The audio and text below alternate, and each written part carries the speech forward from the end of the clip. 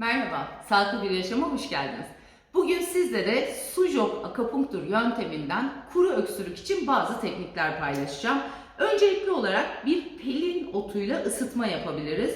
Aksarlarda bunu çok rahatlıkla bulabilirsiniz.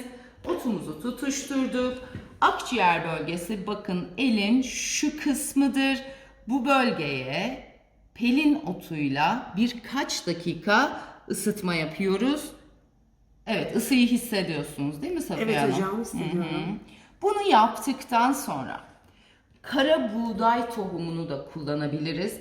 Kara buğdayı şöyle bir banda yapıştıralım ve parmağın ilk eklemine, iç kısma koyalım. Arada bir de şu şekilde uyarı verelim.